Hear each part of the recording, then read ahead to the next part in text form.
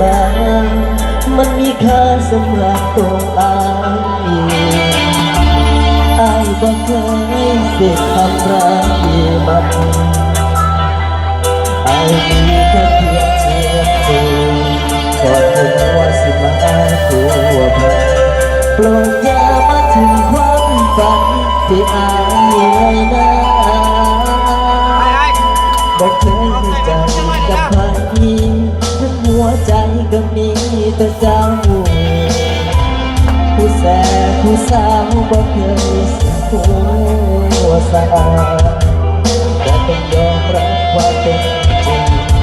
เพื่อมีสิ่งที่อายเห็นมาให้คนใหม่ที่เข้ามาดูแลให้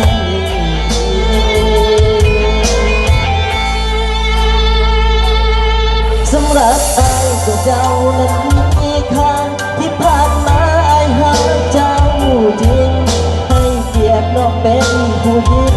ที่อายนั้น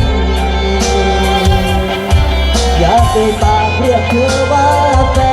นเดินคุยแทนสักครั้งก็ยังมีอยากให้รู้ว่าที่เห็นแบบนี้อายมีเหตุผล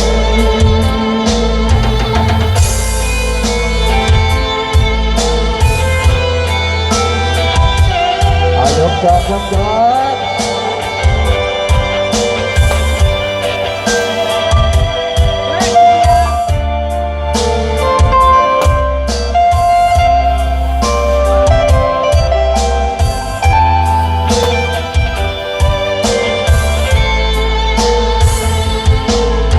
หมดใจกับมันเองทั้งหัวใจก็มีแต่เจ้าผู้แสบผู้สาวบ่เคยสิหัวสา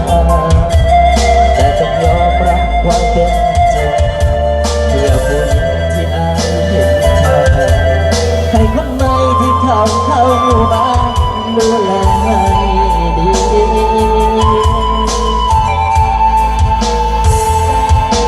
สำหรับอายและเจ้านั้นมีค่าที่ผ่านมาอายหาเจ้าจริงให้เกียรติน้องเป็นผู้หญิงที่อายนั้นมีอยากได้ปากเรียกเธอว่าแฟนเดินคุยแค่สักครั้งก็ยังมีอยากให้รู้ว่าที่เห็นแบบนี้อายมีเหตุผลแค่อยากบอกให้น้องเข้าใจอายบอกเคยคบใครหลายคนมีแต่เจ้าผู้เดียวนะบุญเสียใจอายนะอายหักจังบ่ได้ดีทั้งที่ใจนั้นมีแต่เธอต้องหวังดีกับน้องเสมอบ่เคยเปลี่ยนใจยังหวังดีกับน้องเสมอ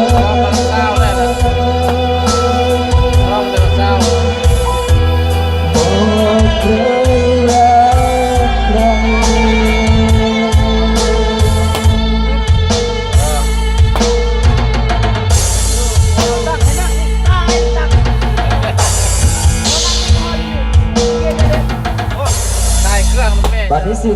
มอบให้อาจารย์บาวแสงจันทร์เพื่อนเด้อเป็นเดินทางมาแต่พวกละทางเกียงบริคำไซ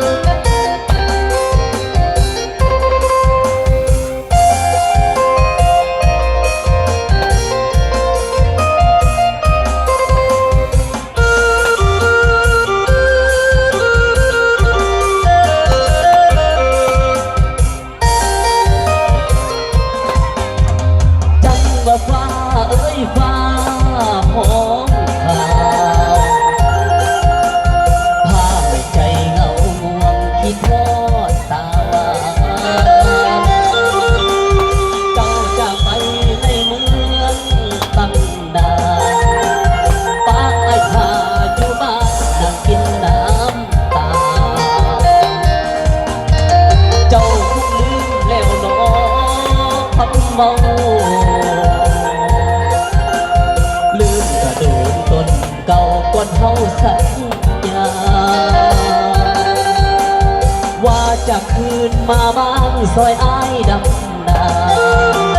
รอจนเขาถือทางยังพอได้อีกทางฟ้าอุ่นฝนเบิ่งคือมีคนโอบน้องลานสันหอนพงว่าน้องนั้นมีผู้บ่าวยามเด็กไหลซองเบิ่งคือคนนอนหมุนตามเจ้าน้ำตาไหลยาวในเขาเมฆไหลเวียงวนจันว่าฟ้าเอ้ยฟ้าห้องฟ้าอายอย่านองเพียงใจคือฟ้าสังโฆเห็นฟ้ายิ่งคิ้วอายแห้งเป็นห่วงมองเห็นฟ้าอุ่นฝนเบิ่งคือคนอุ่นนอนเอาฟังพิเศษพิเศษให้นักสาวนักเรียนนะ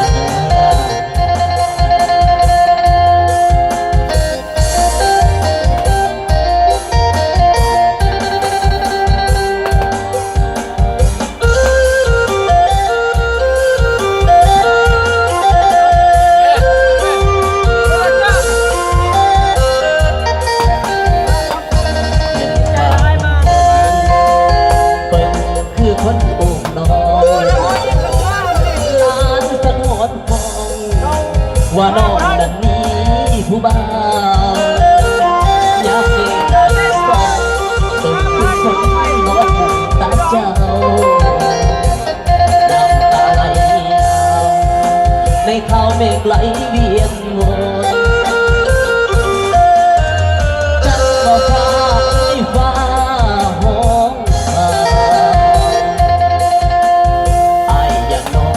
ใจคือฟ้าสังโฆ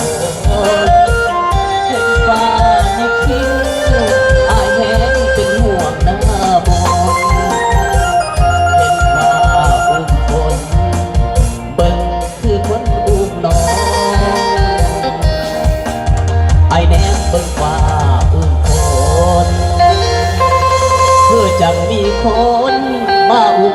แฟนอาย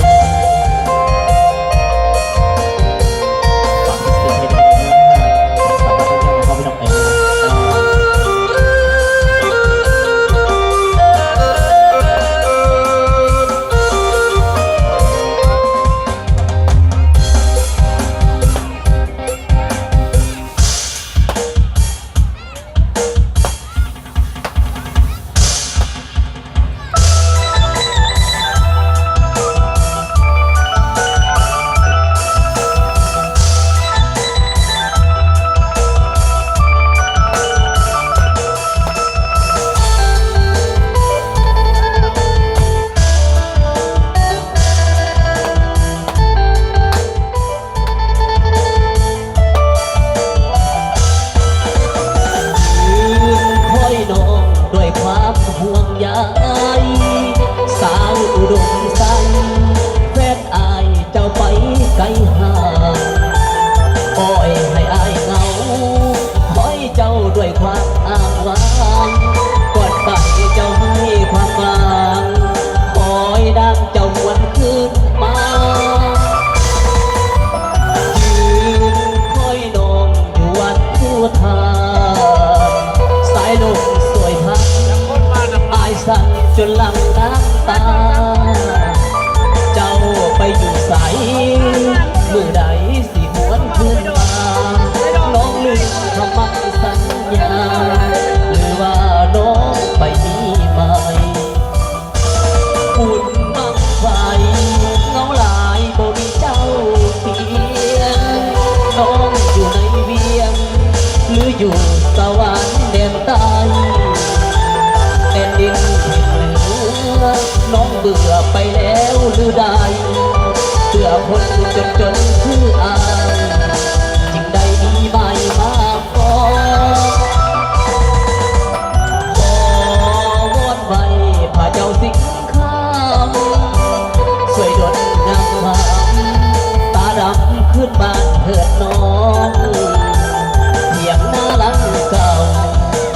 เจ้าด้วยความหวั่นมองทุกวันอายตั้งตาพองคอยน้องคืนอุดมใจ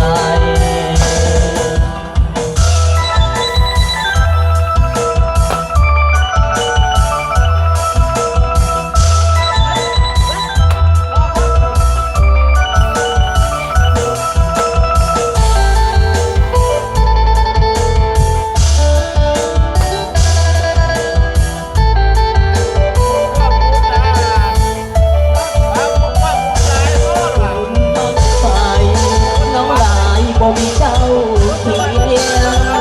น้องอยู่ในเวียงหรืออยู่สวรรค์แดนใต้แดนดินเห็นเนื้อน้องเบื่อไปแล้วหรือใดเพื่อคนจนคืออายจึงได้ไม่มาขอวอนไว้พระเจ้าสิงข้ามสวยด่วนงามพักตาดำขึ้นบ้านเถิดน้องเทียมหน้ารังเก่าคอยเจ้าด้วยความหวั่นมองทุกวันอายตั้งตาฟองคอยน้องคืนอุดมใจเอามาว่าพิเศษให้ดูนะ